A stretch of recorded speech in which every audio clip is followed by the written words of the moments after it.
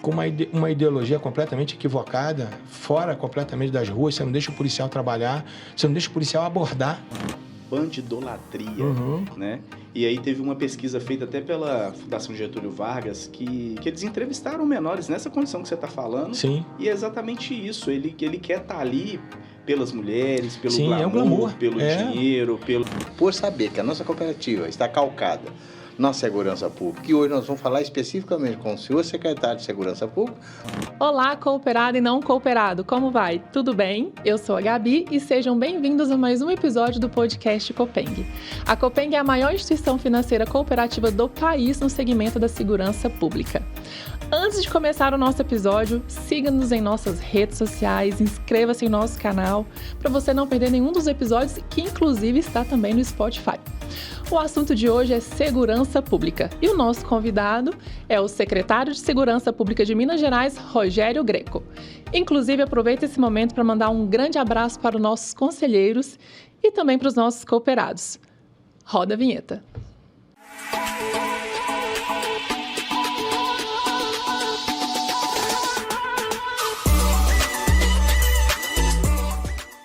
Olá, bom dia. Meu nome é Silvane, eu sou gerente aqui do Cicobi Copeng e é um prazer apresentar para vocês, nossos cooperados, uma aplicação nova chamada aplicação 14º Salário. Essa aplicação ela é programada, ela inicia agora em dezembro e vai até novembro do ano seguinte. Então ele pega um ciclo de 12 meses. O senhor pode fazer uma aplicação mínima de R$100 e máxima de 5.000 por cada mês. Tendo uma rentabilidade de 14,5%, que é a taxa de rentabilidade do investimento. Então, venha para a Copeng, vamos fazer esse tipo de investimento.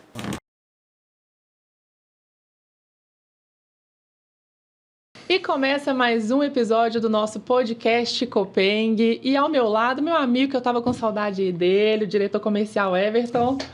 Olá, Faz Gabi, falta, viu? tudo Eu sempre bem? vou falar isso aqui. Virou chapinha. É, verdade, a dobradinha boa, né, capitão? E muito importante ter o senhor aqui também conosco, né? Então... Nosso presidente, Capitão Rosa, ilustrando essa mesa aqui, maravilhosíssima, né? Exatamente. Seja bem-vindo sempre, viu, presidente? Ô, menina, vir aqui é um prazer, né? Falar de cooperativa, outro prazer.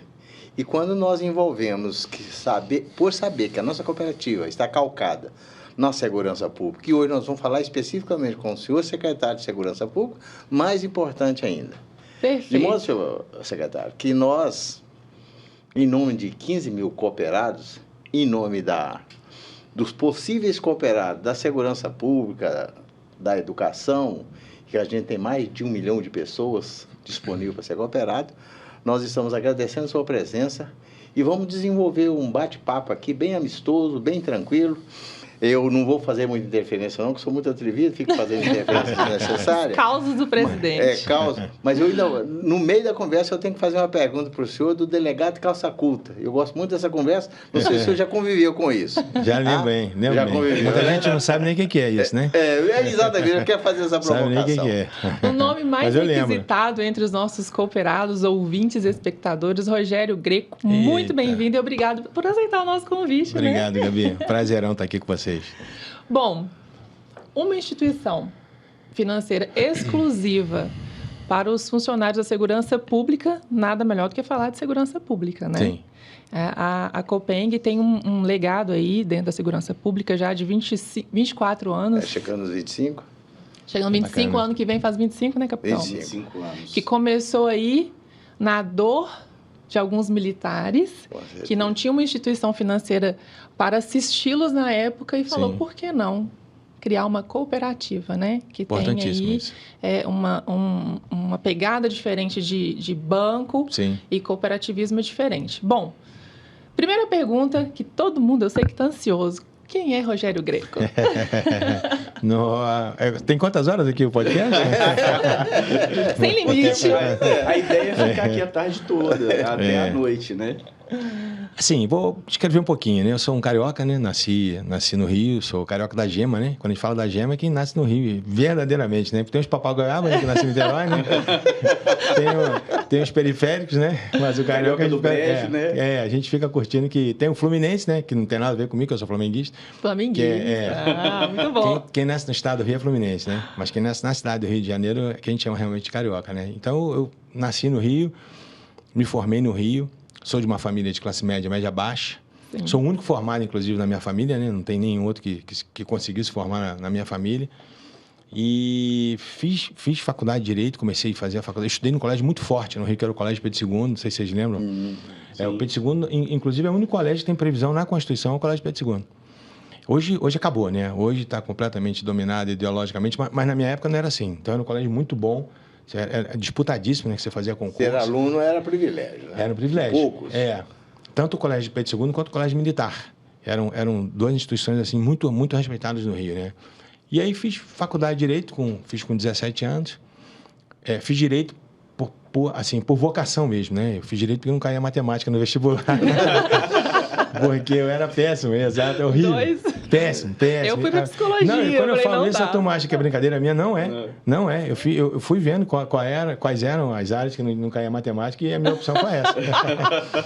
Esperto.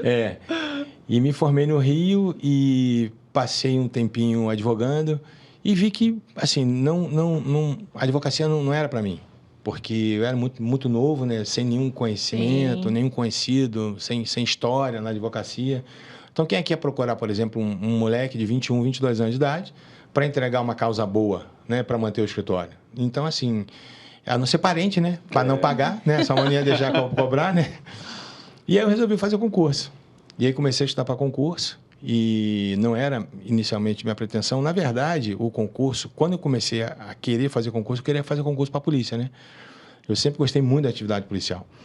Então, só que na minha época não abriu concurso para a polícia que eu queria fazer no Rio.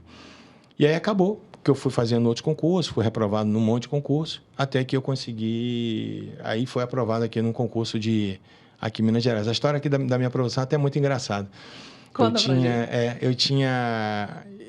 Quando eu comecei a fazer concurso, eu não estava nada, né? Então, assim, eu resolvi fazer concurso e achava que concurso era facinho passar. Só fazer a inscrição e fazer a prova. E aí, quando eu decidi fazer concurso, eu me inscrevi num curso preparatório que tinha lá no Rio. Era um curso bem, bem famosão lá, chamava CEPAD, não sei nem se existe hoje em dia. Só tinha professor fera, assim, só cara, sabe, renomado, um monte de autor de livro. Então, comecei a fazer. E os meus amigos já estavam estudando para concurso há muito tempo. E eu enveredei nessa coisa da advocacia, então eu fiquei uns 2 anos, mais ou menos, advogando, quando eu resolvi fazer o concurso. E é engraçado que a primeira prova que surgiu foi procurador da República. Olha só. E aí a galera toda se inscrevendo, né? Aquela coisa, eu não sabia nem direito o que era procurador da República, né? Vou fazer esse concurso aí também. Todo mundo está fazendo, vamos no embalo. Depois eu descubro o que o procurador faz, né? Eu só queria passar em concurso, né?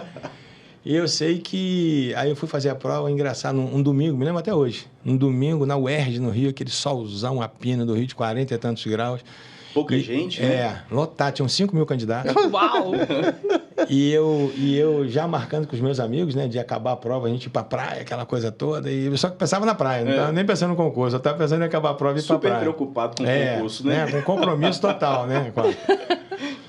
E aí eu peguei aquela prova de procurador da República e fui respondendo aquelas questões ali com a maior facilidade do mundo, 1A, 2B e tal, me achando, eu falando, pô, isso aqui que isso aqui que é concurso para procurador da República. Nossa, tava perdendo tempo, né? Eu era tão fera que eu terminei a prova antes do tempo. Sério? Eu tive que parar, desci lá pro pátio da UERJ, quando deu tempo, né, que você não podia descer antes. Só tinha eu, basicamente, no pátio, mais ninguém. Aí foi começando a chegar, né? E o tempo passa, eu doido para ir pra praia, eu falo, pô, o que esses caras estão vendo nessa prova? Não é possível, né? Não é possível, que dificuldade é essa, né? E aí foi chegando, aí chega a pior hora, né, do concurso, que é quando começa a comentar a questão, né? E aí os amigos já chegam e falam, pô, a questão tal vai ser anulada, não sei o quê, porque a questão controvertida, eu ficava pensando comigo, pô, controvertida? Como que é, né? Enfim, moral da história. Uma semana depois veio o resultado do concurso, né? E eu não acertei 5% da prova. Nossa. Então, assim... e acho que eu acertei. Foi chute. Completamente chute. Porque eu não sabia nada. Eu era um burro feliz, na verdade, né? Como é que eu vou fazer? Como é que eu vou fazer concurso para procurador da República com um mês de estudo, né? Nossa. Sem estudar absolutamente nada. Mas isso foi bom, porque aí eu vi o que era a realidade do concurso. Então, assim, eu era muito novo, a gente não pode se cobrar tanto também. Eu acho né? que a gente precisa ter uma experiência dessa, né, no início, né?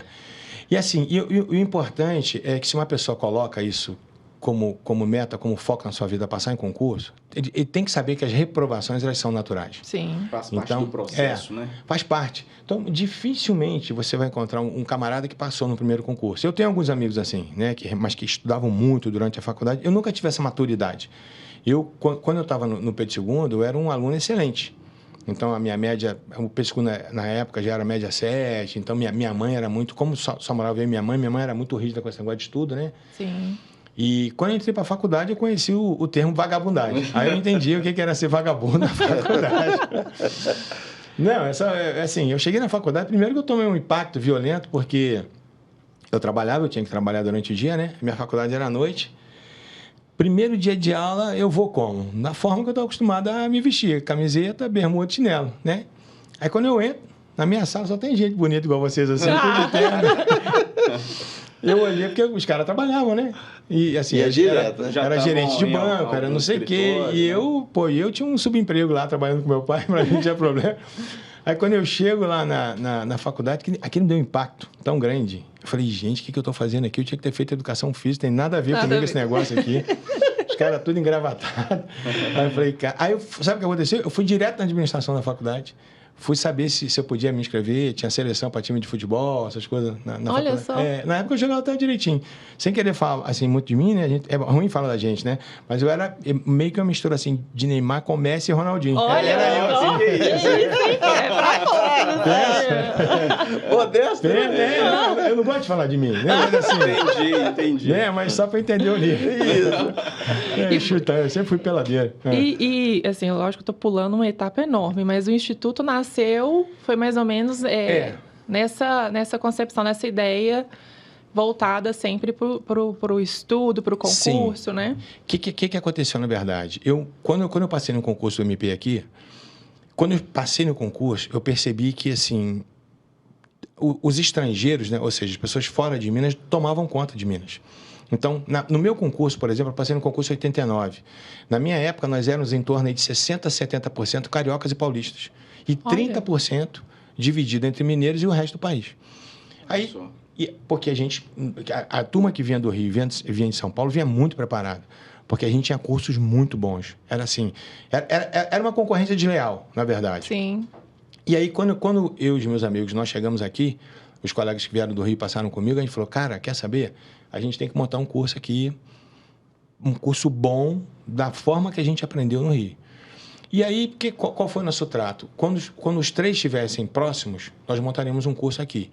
E aí, quando eu estava em Betim, já quase passei promovido para Belo Horizonte, meus amigos já estavam aqui em Belo Horizonte, e aí a gente montou um curso em 94, que foi um sucesso, assim, assustador, que era o Pretório. Sim. Não sei se vocês já ouviram falar do Pretório.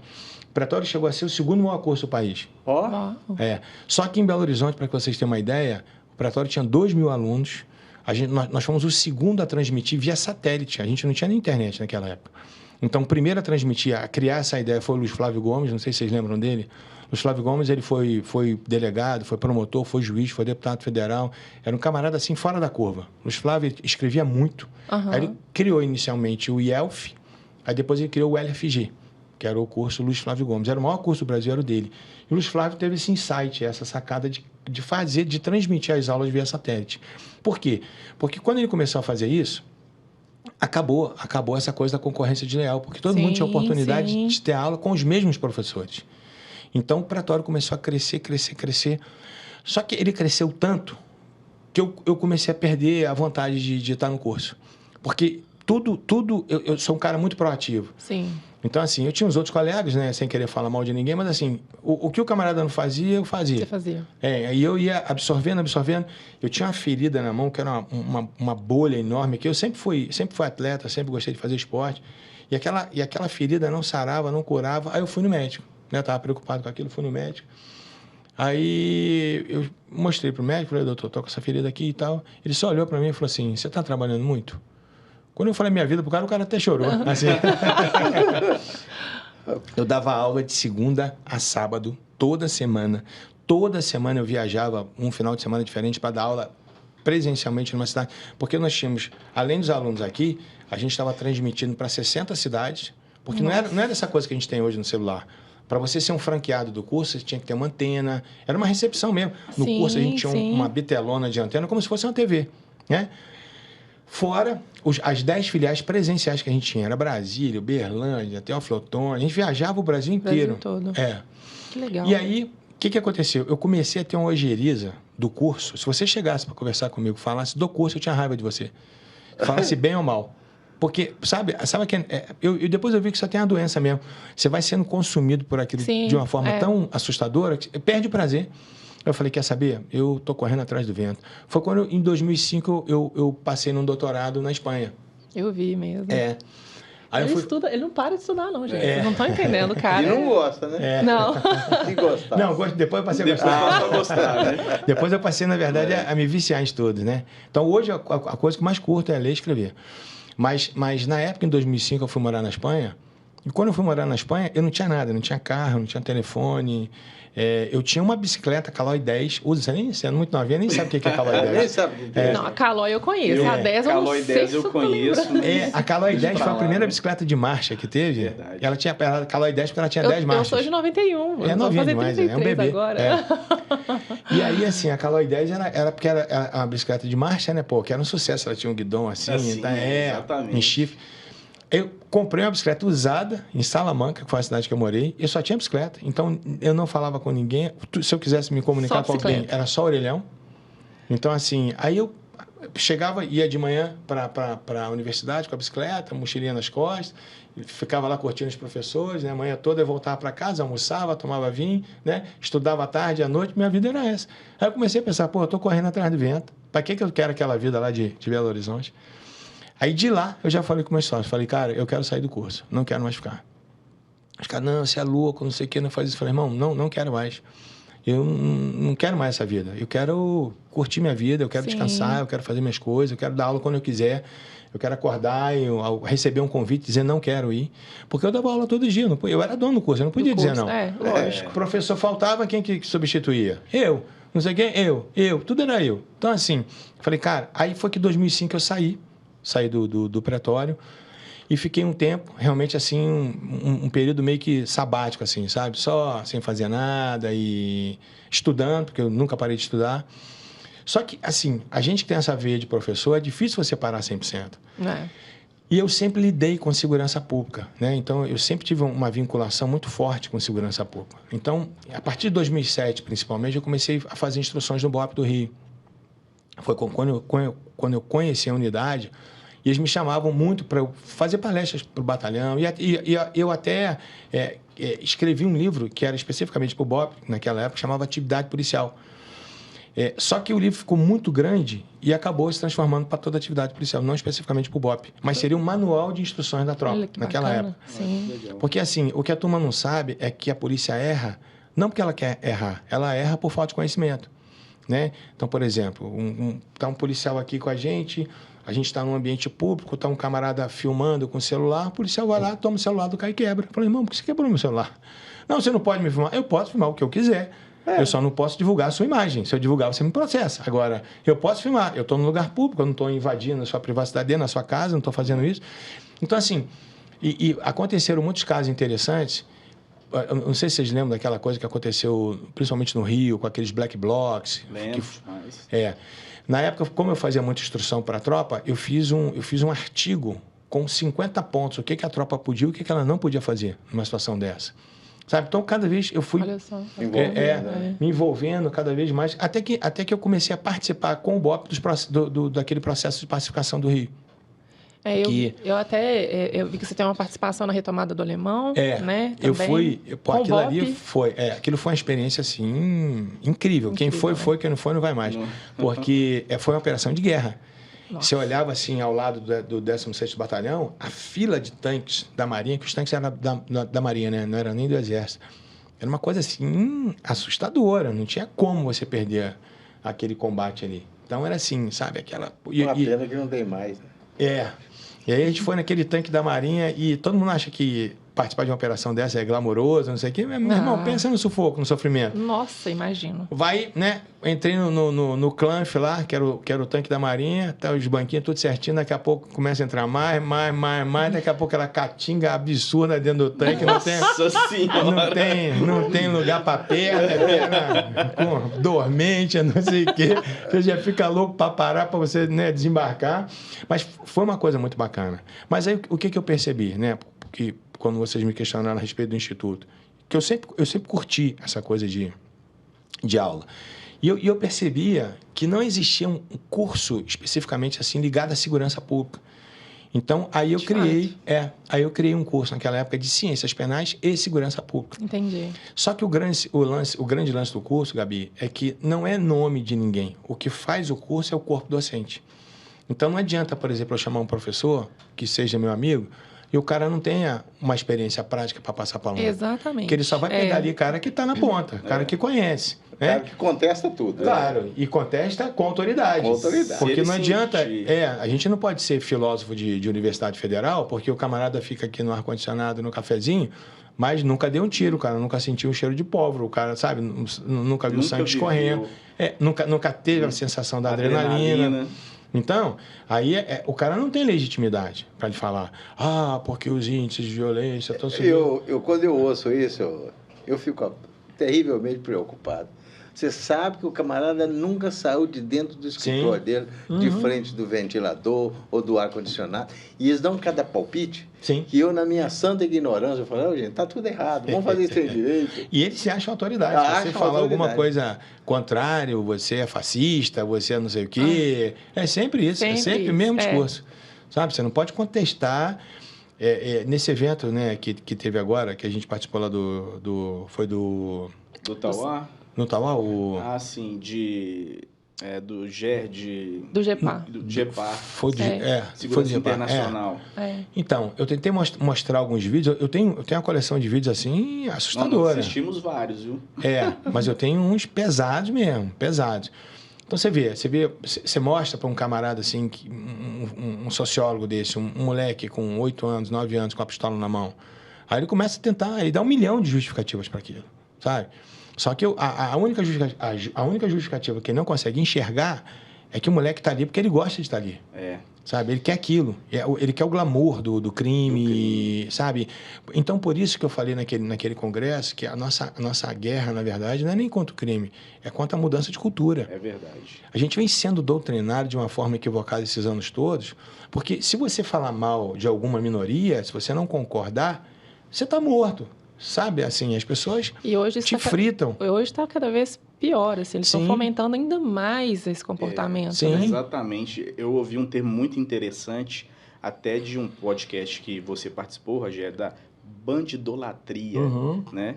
E aí teve uma pesquisa feita até pela Fundação Getúlio Vargas, que eles entrevistaram menores nessa condição que você está falando. Sim. E é exatamente isso, ele quer estar ali pelas mulheres, pelo glamour, pelo dinheiro, É a sensação falsa que eles têm de poder. E não mais a questão de ser minoria, de estar excluso da sociedade.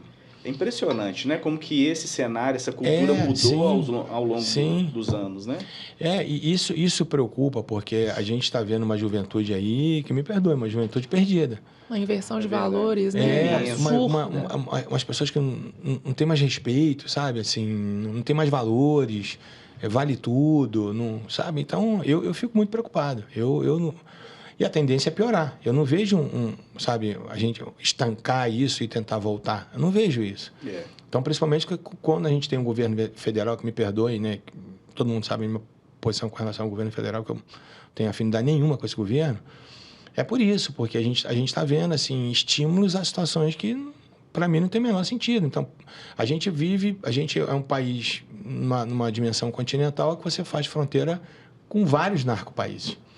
Então, assim, e como é que você justifica para uma comunidade internacional séria, não estou dizendo essa que está aí, mas uma comunidade internacional séria, que nós temos contato íntimo com o presidente da Colômbia, por exemplo, né, que já foi na ONU e já disse que o peido da vaca ele faz um mal maior do que a cocaína.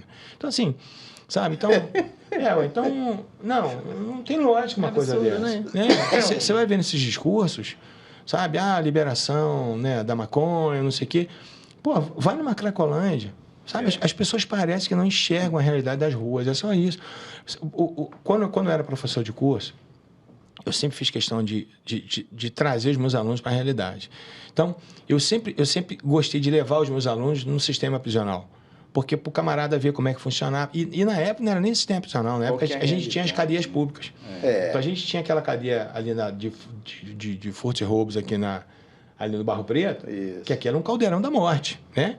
Então, assim, quando o cara entrava lá e via aqueles caras... Aquela realidade, quando ele chegava em sala de aula, ele tinha um outro contexto quando a gente começava a falar. Porque, sabe, a gente vai vendo as coisas acontecendo, as pessoas parecem que estão vivendo fora da nossa realidade e cada vez mais a gente vê as cortes superiores, principalmente, né?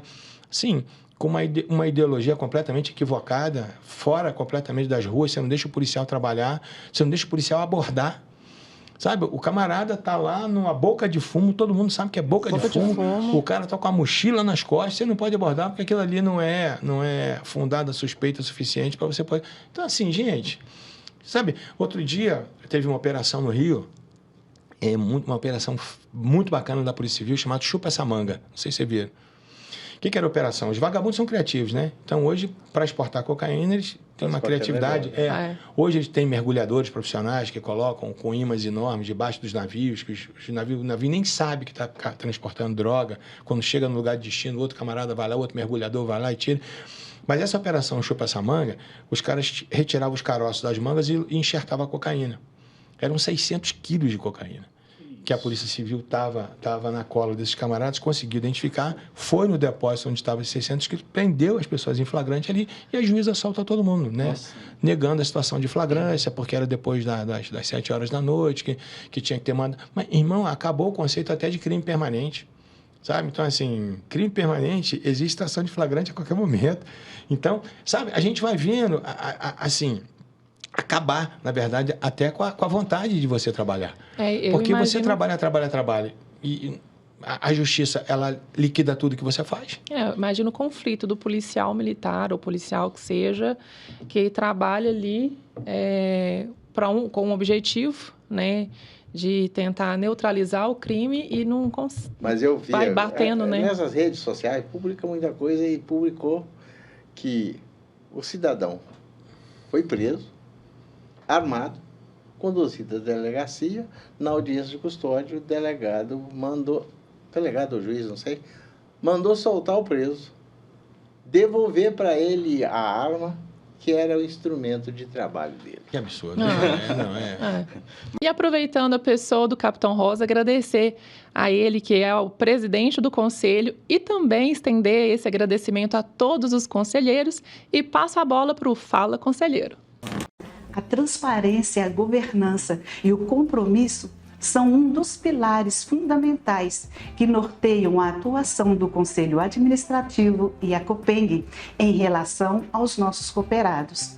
A transparência é a base sobre a qual construímos a confiança mútua, compartilhando informações relevantes de maneira clara e acessível. Isso não apenas fortalece a relação entre o Conselho e os cooperados, mas também permite que todos compreendam as decisões e o funcionamento interno da cooperativa. Copeng, uma instituição financeira para chamar de sua.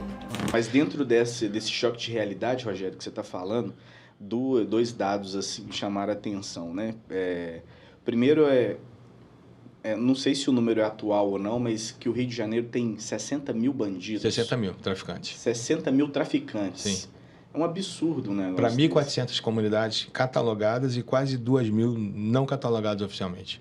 Agora eu te pergunto, como é que você resolve um problema de 2.000 favelas, né? Que hoje você não pode chamar favela, né? Tudo é politicamente incorreto, né? Você não pode mais chamar de mendigo, você tem que chamar de pessoa em situação de Pessoa rua. de rua, Você não pode mais chamar de preso, você tem que chamar de IPL, Não indivíduo pode chamar privado. menor criminoso.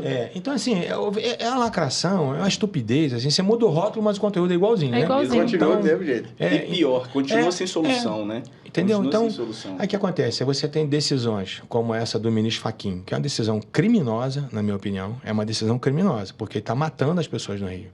Então, ele fez exatamente aquilo que o Brizola fez em 83. Então, a gente fica, não sei o quê. A questão não é de esquerda e direita, não é isso. Eu não quero que as pessoas entendam dessa forma. A questão é que, independente da posição política da pessoa, ele tem que ter um mínimo de sensibilidade com a população. Exatamente. Então, a polícia não pode incursionar porque a polícia entra em confronto, né, com os traficantes e a população fica refém. Então pera, e o confronto entre traficante e traficante, o confronto entre traficante e milícia, o confronto entre milícia e milícia, que morre... Teve um confronto. O tempo inteiro. Milícia, não, isso é todos os morreu dias. uma menina de 14 anos e um pau Agora, quando esse confronto ocasiona a morte de algum morador da comunidade, que é entre os próprios criminosos, a mídia se cala. Ela não fala absolutamente nada. Mas se Né? for a polícia, inclusive Acabou. naquele que aconteceu alguns meses atrás, que foi uma chacina. Sim. Né? A polícia fez uma intervenção dentro da comunidade e foi uma chacina. Sim. Enquanto isso, saiu um policial morto, né? E a mídia se cala. E a população, muito sensacionalismo, né? A população, às vezes, por falta de informação, vê, por exemplo, o PCC, acompanho muito o que você fala sobre isso, vê o PCC como um bando de bandido. Sim. Ele não percebe que é uma facção criminosa e talvez com ramificação internacional, né? Sim. Eu acho assim, é desconhecimento. Sim. E é interessante que você falando do PCC, num podcast que você foi como convidado, você fala exatamente isso, que o PCC nasceu dentro do sistema, não é isso? Sim. Dentro do sistema prisional, Gabi, inclusive, em 93, né? Comando Vermelho de 79. 79, sim. A minha tese de doutorado foi sobre o sistema prisional. Então, assim, de todas essas facções que eu já estudei, hoje no Brasil a gente tem em torno de 90 facções criminosas. Eu não conheço nenhuma que tenha sido criada fora do sistema prisional. Todas foram criadas dentro do sistema prisional. Todas. Então, assim, isso quer dizer o quê? A gente tem que ter um cuidado extraordinário com o sistema prisional, porque ele é um foco criador de facção. Né? Então, assim, isso, sabe, essa leniência desses governos anteriores, sabe, esse comportamento permissivo com o criminoso, achar que o criminoso é vítima, né? E a vítima é a criminosa. Eu nunca vi as pessoas se preocuparem com a vítima. Nunca vi. Não. Nunca vi. Então, a gente tem instituto, tem ONGs aqui, nem quero citar o nome, mas tem ONGs aqui altamente libertárias, que é soltar todo mundo, mas não se importa com o que o cara fez. Né? Agora, interessante, eles só se importam com o que a pessoa fez se aquela pessoa tiver feito alguma coisa contra elas. Isso. Então, a partir do momento que elas são vítimas de alguma coisa, aquele determinado preso não pode ser solto. Então, os outros todos podem. Se fez com o outro, tá tudo certo. Claro. Se fez comigo, aí já muda. tomar... Aí já é fascista, aí já é não sei o quê, aí já é não sei o que. Então, assim, sabe, a gente vai vendo as coisas acontecendo, essas prisões aí que estão acontecendo por conta do 8 de janeiro. Pô, assim, honestamente, você condenar um camarada de 16 anos, 17 anos, quando você está soltando aí faccionados, aí cúpula de faccionados, de grandes facções criminosas, assim, honestamente, não quero entrar nessa discussão, né, do Supremo Tribunal Federal, mas aquilo ali são erros grosseiros. Eu não estou dizendo que aqueles caras que entraram nos poderes e destruíram, aqueles caras têm que ser punidos de forma severa, de forma dura. Mas eu já tive contato com senhorinha de 70 e poucos anos que foi presa, sabe? A nossa lei de abuso de autoridade proíbe que você prenda pessoas de sexos diferentes no mesmo ambiente. Eles ficaram no galpão. E aí ninguém fala nada que houve abuso de autoridade por parte do ministro Supremo. Então, assim, a gente vai vendo as coisas acontecendo. Se eu não me engano, eu acompanhei bem nessa época, e relatos de mortes dentro da papuda ali, dentro desse galpão, e agora mais uma morte, né? Sim. Então, sabe o que eu vejo? São 2 pesos e 2 medidas. Então, por um lado, a mão pesa demais. Para o outro, a mão quase que não existe, ela quase que não tem peso. Então, é isso, sabe? A gente vai vendo essas distorções acontecendo, a população cada vez mais ficando perdida. Sabe, recentemente veio uma declaração do ministro Gilmar Mendes dizendo que foi um advogado, né, um desembargador aposentado na tribuna do Supremo, quando já estava advogando, dizendo que a população odiava o Supremo, e é verdade. É verdade. Parece que o Supremo não consegue se enxergar. Não tem essa visão. Não tem, eles têm essa visão, mas eles têm a visão... uma visão opaca. Eles não conseguem aceitar o que está acontecendo. Mas não, porque nós decidimos, sempre desagradamos. Não é que sempre desagrada. As decisões são equivocadas. Então, tem inúmeras decisões equivocadas do Supremo, do próprio CNJ. Tem a decisão agora do CNJ, eu estive lá em Brasília discutindo até sobre isso, querendo fechar os hospitais de custódia, sabe, os nossos antigos manicômios judiciários. Isso é um absurdo. Sim, eu vi. Isso é um absurdo. Eles não sabem o que eles estão fazendo. Sabe, com essa coisa de colocar um sentido humanitário acima de qualquer coisa. Isso não é sentido humanitário. Eles vão jogar na rua uma legião de pessoas problemáticas. Tem gente lá que matou 5, que matou 10. Tem um camarada lá no Espírito Santo. O cara não sei se o apelido dele é vampiro, alguma coisa assim. O cara, ele matava as pessoas, chupava o sangue todo. Ele tá no hospital de custódia lá no Espírito Santo. Um amigo me contou que ele foi levado à enfermaria e tinha uma poça de sangue, ele mergulhou no chão e lambeu o chão inteirinho.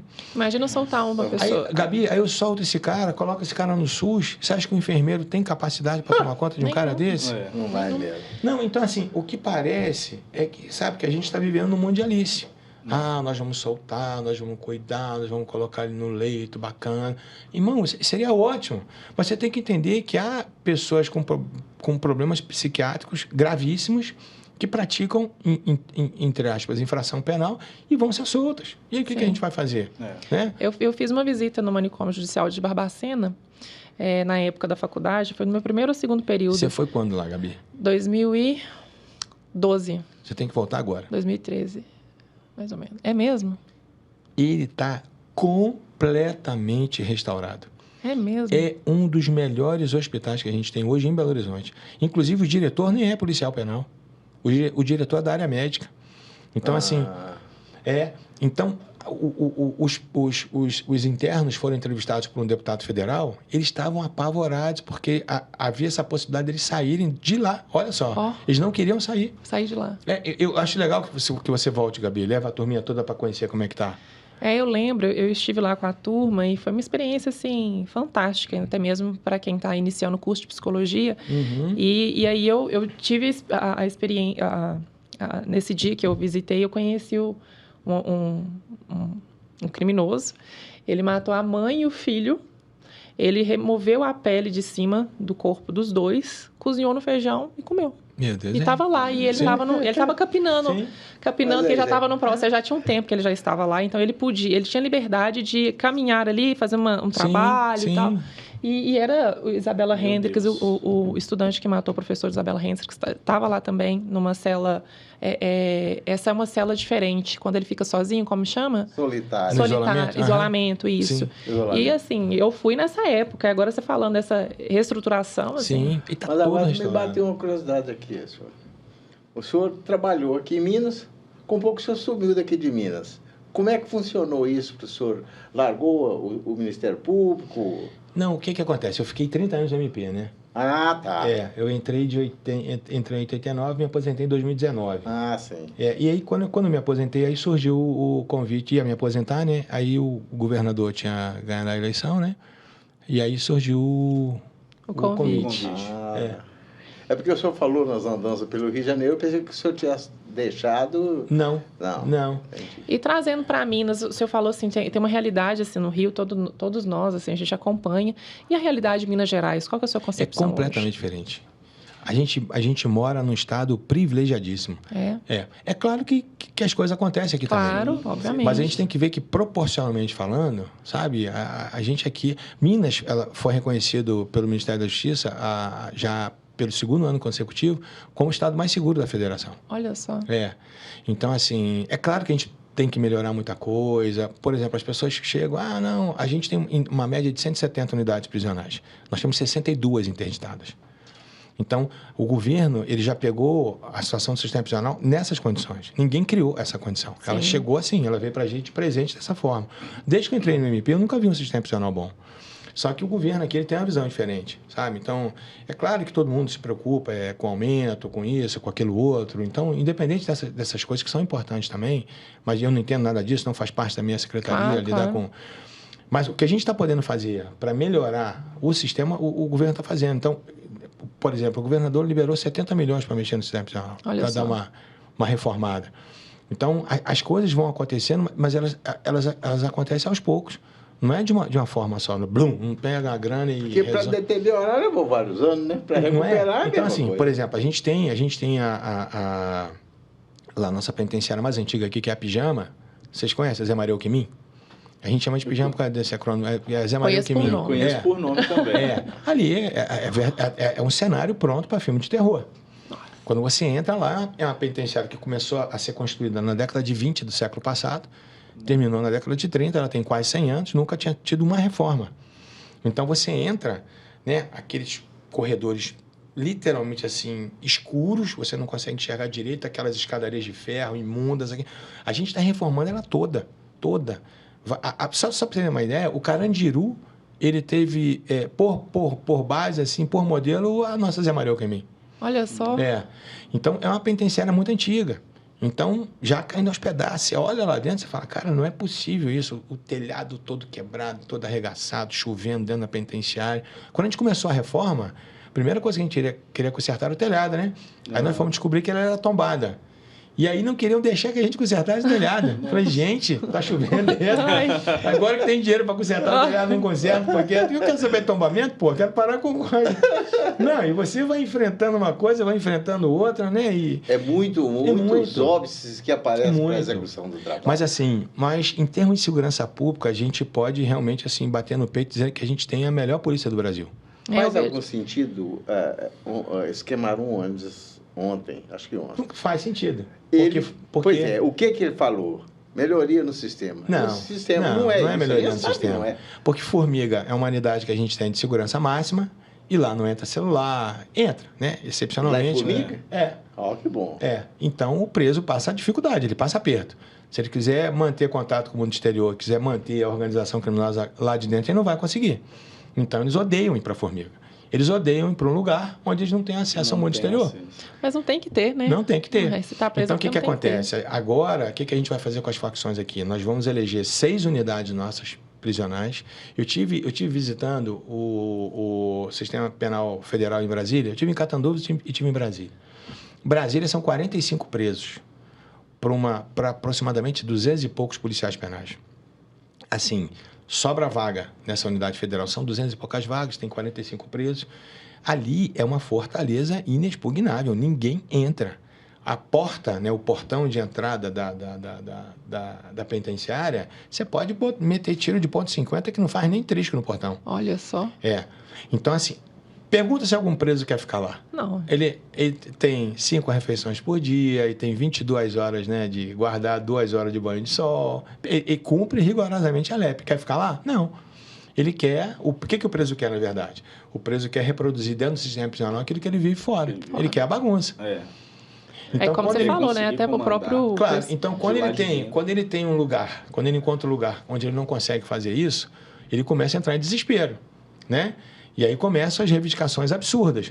Que não sei o quê, que não sei o quê. Então, começa, a gente já está acostumado com esse esperneio todo aí. Isso aí não... E a gente tem que cada vez pegar mais pesado, né? E aí eu volto a falar, né, que é um assunto que eu acho muito interessante, porque eu acho importante as pessoas terem noção dessa proporção. Eu lembro que quando a gente fala de PCC, mais ou menos 45 mil traficantes envolvidos. Pelo menos. Né? E a organização da facção, né, que me chamou muita atenção. A questão das cebolas e como que tudo funciona. O PCC é diferente. O PCC é diferente de tudo. Porque o PCC, ele é caracteristicamente uma organização mafiosa. Ele tem todas as características da máfia italiana, porque na época da criação do PCC, infelizmente, lá em Taubaté, tinham 3 camaradas da 'Ndrangheta. E eles ajudaram a construir o PCC. Então, o PCC ele é todo dividido em sintonias. Se você for olhar uma facção carioca, é bagunça. Né? São mais agressivas, são mais virulentas. O Comando Vermelho, por exemplo, ele é muito agressivo. Então, é aquela coisa do porte da arma, de estar eminentemente territorialistas. Então, os cariocas são assim. Então, se você for no Rio, você tem que tomar muito cuidado, porque graças a essa decisão do Supremo, essas facções estão ampliando seus territórios. E quando a gente fala ampliar território, é literalmente ampliar território. Porque o que é isso? Imagina que o camarada está numa favela, ele está no morro. Então, na subida do morro, ele colocava uma barricada. Então, ele delimitava o território dele ali. À medida que a polícia não entrava mais, não fazia mais as suas incursões, eles foram expandindo esse território para o asfalto. Então, hoje, porque muitas vezes você vê as pessoas falando assim, o camarada errou, o Waze jogou o cara numa rua, o cara foi morto. Ele não estava na favela. Ele estava numa rua dominada, a 2, 3 quarteirões da favela. Só que quando um camarada embicou ali, um cara desavisado, recentemente, eles não roubaram 2 caras da Força Nacional? Agora, os caras... Aí o governo manda 150 policiais da Força Nacional para ajudar. Ajudar o quê no Rio? O que 150 camaradas de Força Nacional vão fazer no Rio? Não tem a expertise que o policial carioca tem. Eles vão colocar essa tropa em risco. Porque o policial convencional, no Rio, ele sabe incursionar numa comunidade dessa, porque ele faz isso todo dia. Todo dia, O camarada da Força Nacional, não. Ele não tem essa expertise. Eu não estou culpando esse cara, não. Isso é uma covardia que está fazendo com ele. Ele não sabe o que acontece ali. Ele não sabe o que acontece naquele ambiente. Não sei se vocês lembram na Copa, acho que foi na Copa ou foi nas Olimpíadas, que também uma viatura da Força Nacional errou o caminho. Isso. Não foi, Antônio? O Antônio estava lá. O Antônio é policial do BOP aqui. Entrou equivocadamente, não foi, Antônio? O cara já meteu um tiro e matou o motorista Sabe? Assim, por erro. O cara não sabe. O policial do Rio sabe. Sabe que os territórios estão sendo ampliados. Agora, um cidadão qualquer, você vai lá, Gabi, vai visitar o Rio, vai, né, colocou no Waze, o Waze te joga num caminho mais curto. Você embicou o carro, tá morta. Já era. Tá morta. Por isso que eu fico vendo, gente, como é que a autoridade de Brasília entra na maré e não toma tiro. Uma curiosidade. Não tem lógica, pô. Não tem lógica. Honestamente, não tem sentido. Não faz sentido. Uma curiosidade. Lá no passado, a Ilha Grande, Sim. que recebia os presos políticos, e segundo algumas histórias, o senhor que estuda isso deve saber muito bem como é que funciona. O nosso pessoal hoje, criminoso, aprendeu com os revolucionários Sim. de 1964, 67, por aí afora. Porque eles iam para a Ilha Grande, porque quem introduziu sequestro, Sim. assalto a banco, Sim. foram esse pessoal que combatia a ditadura, né? Sim. E aí eles foram para o presídio de Ilha Grande, Sim. convivendo com outros marginais de pequena monta. Sim. E eles passaram, falaram, não, espera aí, rapaz, vocês estão fazendo tudo isso, vocês têm um filão de ouro na mão. Sim. E aí acontece tudo isso até hoje. Sim. E o que esses camaradas ensinaram, principalmente no sistema prisional na Ilha Grande, era acabar com o esculacho entre os presos. Porque o preso não respeitava o outro preso. Sempre foi a lei da selva, né? Isso. O preso mais forte estuprava o outro, né? Hoje pode falar de estupro, antigamente não podia, né? Mas o preso mais forte, né? Estuprava o outro, violentava sexualmente o camarada, tomava as coisas que ele recebia da família. Quando veio essa coisa dos presos políticos, basicamente essa situação acabou. Porque o que eles entendiam ali? O que ele era numa comunidade. Então, se entrasse uma banana, ela tinha que ser dividida por todo mundo ou ninguém comia. Então, eles começaram a ter essa noção de conjunto a partir dali. Porque o crime era desorganizado. Então, eles começam com essa coisa da ideologia, né, de revolução, os manuais que eles liam eram manuais de guerrilha. Então, assim, e o Rio vive uma guerra de guerrilha. Então, essas barricadas, essas coisas todas que os camaradas fazem, isso é uma guerra de guerrilha, né? Então, está lá no livro do Che Guevara, está lá no livro do Marighella. Não sei se vocês já tiveram curiosidade de ler esses livros, é bem interessante. Vocês vão ver e falar, cara, como é que é igualzinho o que acontece no Rio. Exatamente o que acontece no Rio. Aprenderam bem a lição. Aprenderam. Então, isso é uma característica do Rio. Do Rio de Janeiro. Isso não acontece nos outros estados. Não tem essa guerra de guerrilha. Então, as facções cariocas, elas são eminentemente territorialistas. E brigam mesmo pelo território. Só que as pessoas têm que entender que o tráfico de drogas é um produto do traficante. Porque ele tem uma infinidade de coisas que ele ganha dinheiro lá dentro, né? Então, desde a porta... Portfólio. Tem um portfólio. Sim. E hoje, o que aconteceu? Com a chegada da milícia, a milícia introduziu uma coisa que até então os traficantes não faziam, que era a cobrança de uma taxa de segurança dos moradores. Porque os traficantes nunca tinham feito isso. Então, hoje, né, até os morros dominados pelas facções, que são os traficantes, também passaram a cobrar essa taxa de segurança. Então, os moradores são todos reféns. Sabe? Então, assim, é uma bagunça. Então, quando o processo de pacificação surgiu, ele queria acabar com essa bagunça, ele queria dar um choque de ordem. E deu problema. Eu me lembro, na época lá do BOP, que, assim, camarada quer estar no mototáxi, ele tem que usar capacete, pô. Só que eles não estavam acostumados a usar capacete. Porque era uma bagunça, era terra sem lei. Né? E aí a sociedade que queria uma moralização já não quer mais. Porque agora ela está entendendo também o choque de ordem e vai recair sobre ela. O camarada do baile funk já não pode mais ficar até 6 horas da manhã. Ele não pode, ele vai ter um horário para acabar com o baile. Então, já não interessa mais, sabe? Então, assim, as pessoas, na verdade, querem a bagunça, eles querem a desorganização. É muito difícil. E uma característica interessante é o seguinte, por que a pacificação não deu certo? Cada morro tem uma característica diferente. Eu me lembro que quando a gente foi no Alemão, a molecada toda queria entrar nos blindados, do BOP, era uma farra, foi uma farra o Alemão. Então, assim, foi uma operação de guerra, os traficantes teve um confronto inicial, mas obviamente que não tinha como, né? Você estava com um tanque, pô, como é que o cara pode fazer o que ele quiser ali, que não vai fazer nem cosquinha. Então, aquilo já é uma operação assim que apavora um camarada. Como é que eu intimida, muito. Pô, como é que eu vou lutar contra um tanque, né? Embora nenhum tanque tenha atirado, ninguém tenha feito nada, mas assim, era um tanque que estava presente, eram milhares, mais de 2.000 policiais participando da operação. Beleza, aí a molecada, aquela farra toda. Aí eu fui com a patrulha do BOP na Mangueira. Tinha sido pacificada também. Só que o suposto que a gente chama no Rio de forma estúpida, né, e burra, de dono do morro, né, porque o cara não é dono de nada, pô, né, a gente chama o cara de dono do morro, né, dono somos nós, né, o cara, né, mas a gente chama essa mesa, o dono do morro e tal. Aí, o dono do morro era a cria da comunidade, era o cara que nasceu ali, cresceu ali, come na casa de todo mundo, é tia, né? Quando o BOP vai lá e prende esse camarada, a sociedade se revolta.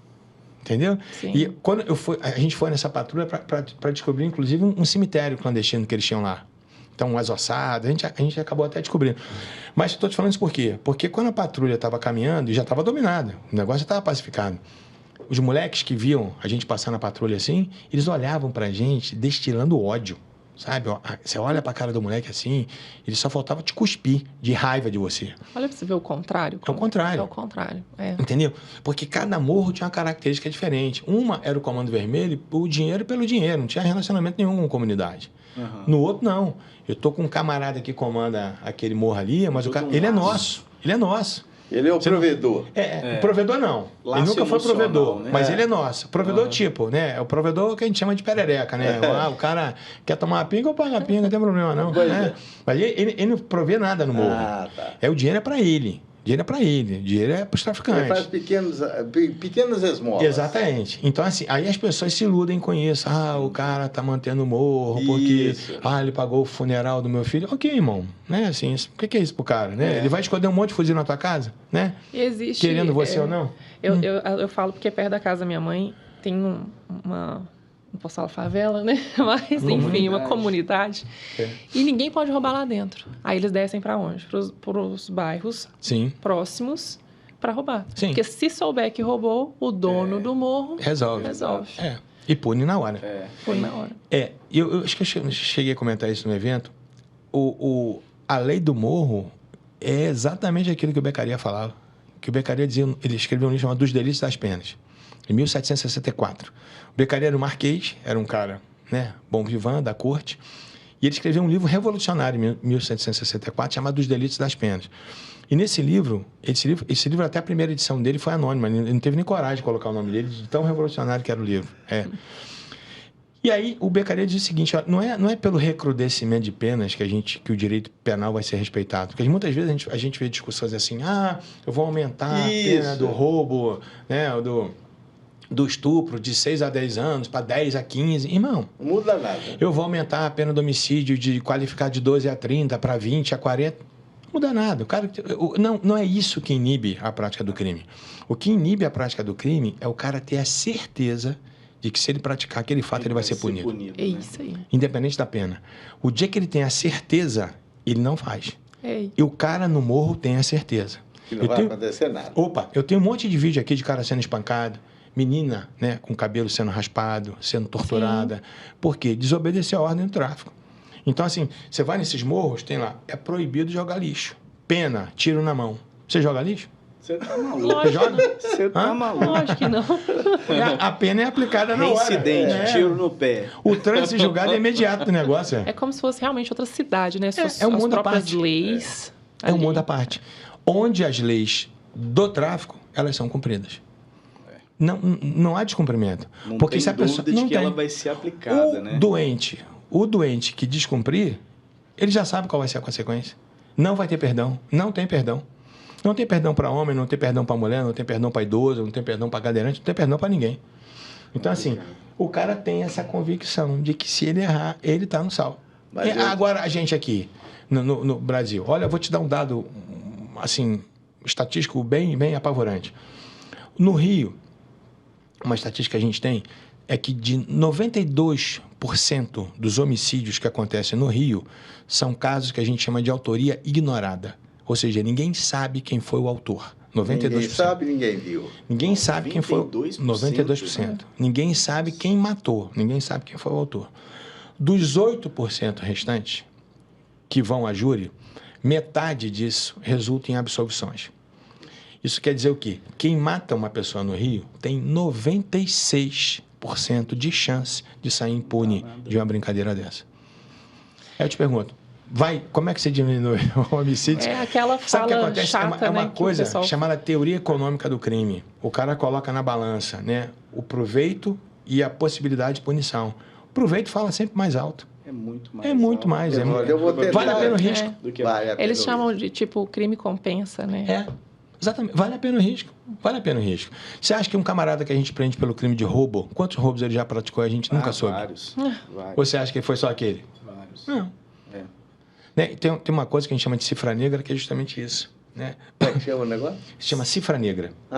Embora hoje a gente não possa nem usar mais expressões assim, que é abobajado, uma coisa tão lacradora que é difícil até você falar.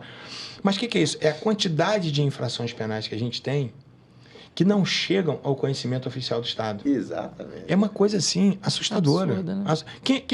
Nós quatro aqui, algum de vocês já foi vítima de alguma infração penal aqui?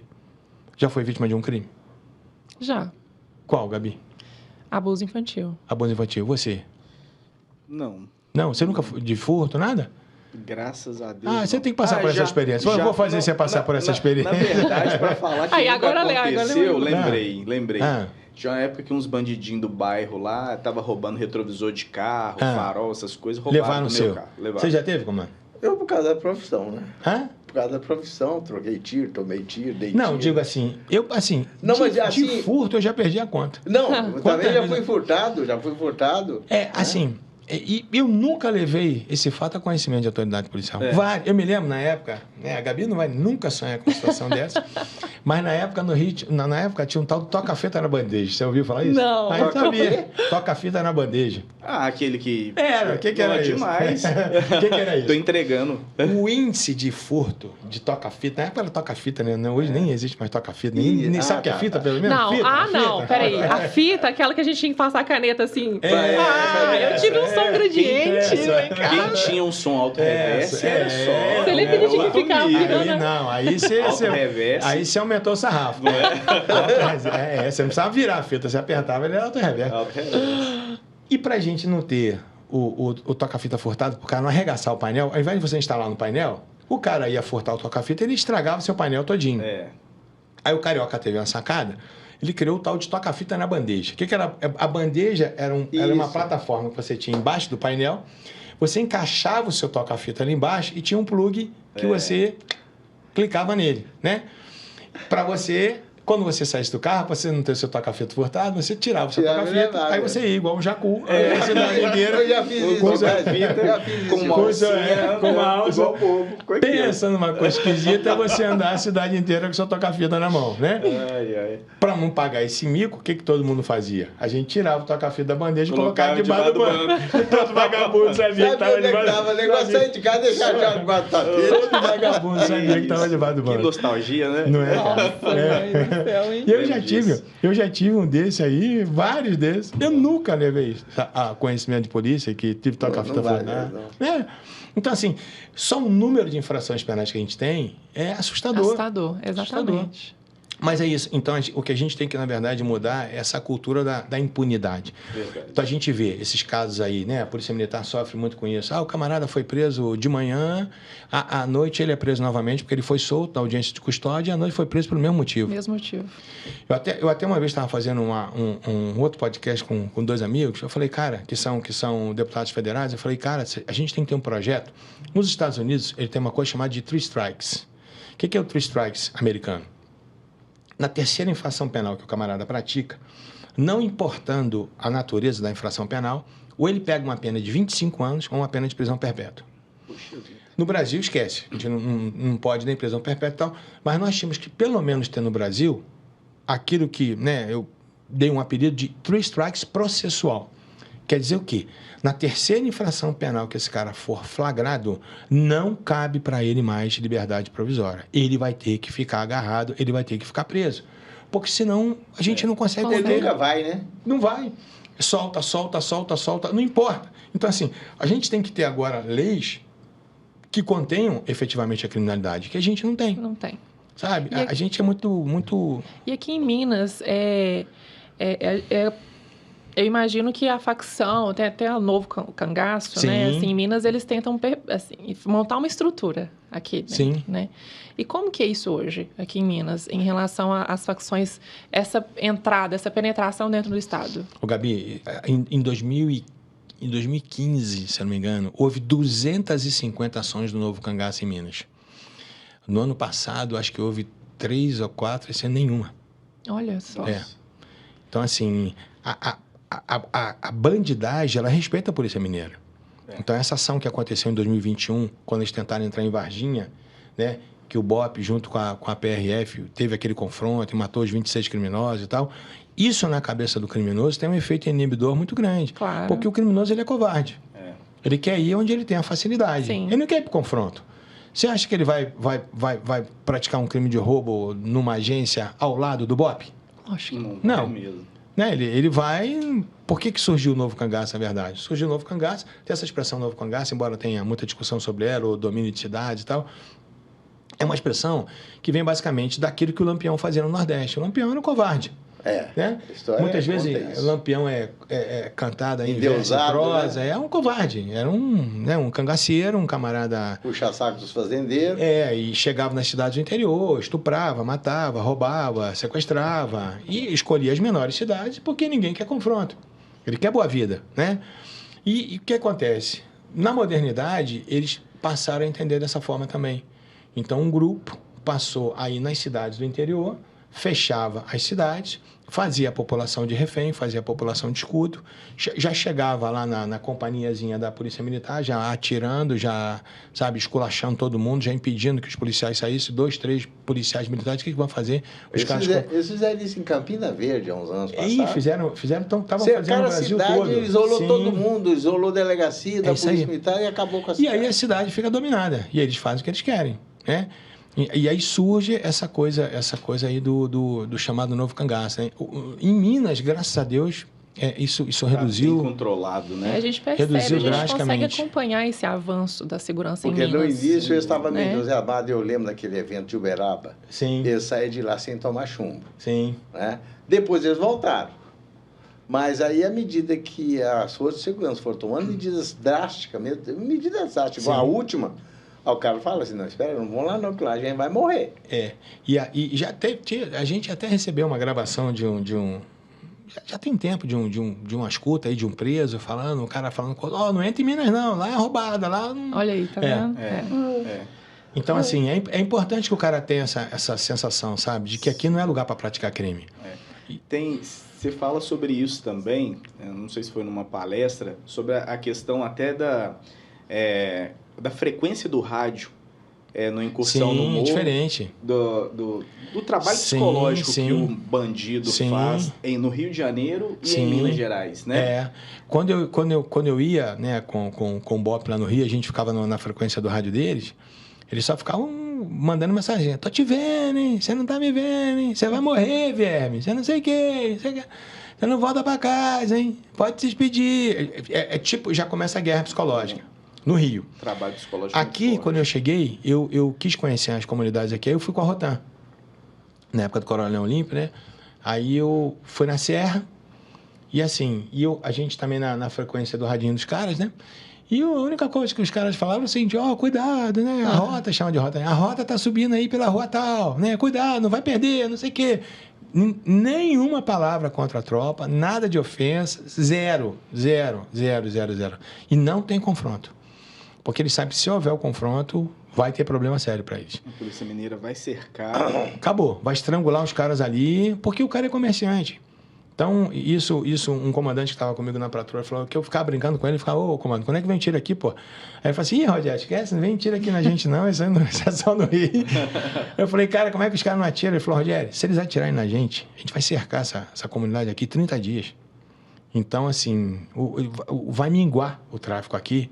O ideal era que fizesse isso em todas, mas a gente sabe que não tem tropa para isso, não tem contingente para isso, né? Se tivesse, seria beleza, a gente resolveria o problema do tráfico. Cercava, fritava. Acabou. Seca o cara, porque o cara é comerciante. Então ele quer vender. Ele entrega a todo mundo. Então ele não quer... Por que aqueles caras no Rio que mataram os médicos, os 3 médicos? Sim. Por que eles mataram os caras que mataram os médicos? Ninguém lá investigar nada, né? Por quê? Eles já entregaram pronto. Esses caras aqui que mataram, tá aqui, ó, não precisa entrar na comunidade. Né? Não precisa ter confronto, não. Tá aqui. Foi isso que a gente já resolveu o problema. Já resolveu. Nem processo vai dar. Assim, eu falo como civil, é um motivo de se orgulhar, né, da Polícia Militar de Minas Gerais. É verdade, sim. Estar sempre à frente, avançando, inovando. E falando em inovação, né, eu acompanhei o senhor com o governador numa inovação aí agora, que é através de um aplicativo de mensagens. E está em teste em Lagoa Santa, não é isso? Que bacana. Sim, é mais uma alternativa, né? É mais uma forma de socorrer a população, que muitas vezes, principalmente uma mulher, por exemplo, numa situação de violência doméstica, ela não pode falar, não pode fazer nada. Então, através do aplicativo, ela manda uma mensagem, sabe? Ela entra no banheiro, ela não precisa falar absolutamente nada, ela se comunica imediatamente com a nossa central. É mais uma ferramenta, né? Então, quanto mais ferramenta a população tiver para poder... Né? Que hoje, infelizmente, a gente vê essa coisa de violência muito, muito exacerbada, a partir do momento que ele mandar a mensagem, consegue rastrear. Já consegue. Ela já manda a localização, já pode fazer, inclusive, chamada de vídeo. Já faz na hora, é uma coisa muito bacana, foi um passo muito, muito importante, assim, em Minas pioneira nisso, né? Tem muito projeto bacana aí para acontecer. Assim, a gente acompanha daqui e a gente espera, a gente está sempre ansioso para ver as próximas inovações, porque a gente sabe que Minas sempre está à frente. Sim. E está muito bem amparada, né? Bom, a gente está aqui caminhando para o fim, infelizmente, que Rogério, se deixar, ia ficar umas 2h30, tá? E nós vamos ter que marcar uma parte 2 desse momento aqui, né? Para completar essa conversa. Vai ser um prazer. Mas antes de você partir para o encerramento, deixa eu fazer a pergunta. Ainda existe em Minas Gerais a figura do delegado municipal? Não. Algum lugar? O calça curta? Não, acabou. Quando eu conto essa história... acabou com a Constituição de 88. Eu trabalhei com 5 calça curta. A maioria é sargento, né? Hein? A maioria era sargento, né? Não, eu pegava um próprio cidadão da comunidade, nomeava ele como... E o comando da corporação, da Polícia Militar, colocava o sargento comandando o sacramento como seu escrivão. Eu trabalhei com 5 calça curta e eu era o escrivão dele. Eu entrei logo em seguida. Porque na época, inclusive, além do calça curta, tinha um promotor ad hoc. Já ouviu falar no promotor ad hoc? Não. O que era o promotor ad hoc? Faltava promotor na comarca. O juiz, ele designava um advogado como promotor para aquele caso especificamente. Mas isso tudo antes da Constituição de 88. Pois é, nós tínhamos 3 figuras. Era o delegado bacharel, o delegado especial, que era um oficial da Polícia Militar, e o delegado municipal, que a gente chamava de calça curta, porque na maioria das vezes sabia nada, né? Isso aí, sabia nada. Isso já fez parte da história. Capitão Rosa e o ícone, né? Agora já foi, não vai mais não. Eu gostaria, assim, de finalizar, porque enquanto eu te perguntava sobre o Instituto, você trouxe uma percepção de que precisava ter ali no corpo do instituto, da escola, pessoas que tinham a vivência, experiência com a polícia militar, né? Com a polícia, enfim. Eu falo militar porque eu estou acostumado com a polícia, né? Nas ruas, enfim. A Copeng é basicamente isso, assim que ela nasceu, sabe? Não adianta olhar para essa história e não lembrar da nossa. Sim. Que começou há 24 anos atrás com policiais que sentiram essa dor, como eu disse lá no início do nosso episódio, de ter uma instituição financeira exclusiva. Sim. Através dessa dor, a Copeng existiu. E bacana. tem mais de 20 anos de história, né? Legal. Inclusive, eu deixo o convite para você ir lá conhecer. Vou lá conhecer, sim. Eu vou cobrar, hein? Conosco, né? Fazer uma parceria dos cooperados com o Instituto aí, para todo mundo fazer pós-graduação. Pô, Claro. Nós vamos fazer a vamos parceria facilitar bacana. a vida. O cara é cooperado, nós damos um desconto lá na frente. Dá um descontaço pra ele. Já começamos a negociar. Fechou. Não, já está feita a negociação. Eu sou cooperado desde o começo, né? Ela nasceu através de 25 pioneiros. Eu sou 73, inclusive eu falei com um fundador, muito ciumento. Eu falei assim, ó, eu vou usar o poder discricionário da minha caneta e vou transformar em fundadores até o 100º. Ele falou, mas você não vai fazer parte dos 25 pioneiros. Eu falei, então tá bom. Mas eu estou dirigindo desde 2006, né? Excelente. Nós saímos de uma cooperativa de 6, 7 milhões, estamos saindo na média de 360 milhões. De 3, 4 mil cooperados, nós já estamos em 15 e precisamos, nesse próximo mandato, nesse mandato que está em exercício aí, eu tenho que trabalhar até 2027 e, acima de tudo, tenho que sobreviver até lá nessa brincadeira. Opa. E eu quero entregar essa cooperativa com 700 milhões e pelo menos 30 mil cooperados. Excelente. Esse é o meu compromisso. Bom demais, Só vai parabéns. conseguir, capitão. Eu vou conseguir, eu já combinei com um lá para não me levar. Mas vou pedir para a Dani entrar em contato com vocês, fazer uma parceria bacana. Rogério, muito obrigado. Eu costumo agradeço, falar que o Capitão Rosa, ele nem sempre está presente, mas hoje você tem a honra de ser abraçado pelo presidente da cooperativa, nosso Capitão Rosa. Muito obrigada. Te agradeço, Gabi, muito capitão, mesmo pela presença. Aprendemos muito, né, Everton? Com certeza. Conte conosco sempre, tá? Conta com a Portas gente também. abertas e vamos estreitar esse relacionamento aí, viu? Obrigado, Vamos gente. marcar o episódio 2, hein? Bora. Porque Bora. ficou muita pergunta Não, aqui guardada. Tem muita história para contar. Tem muita história. Você vai ter que... Então tá bom. Vai ter 100 capítulos. Bora. E muito obrigada pela Obrigado a trajetória vocês, tá? em Minas. Tenho certeza assim, Obrigado. que você contribui muito. E agradecer ao agradeço. Antunes também, que está aqui nos bastidores. E o Antunes está aqui acompanhando o Rogério. Obrigada. E olha, Obrigado, uma salva gente. de palmas mais uma vez. Obrigado, gente.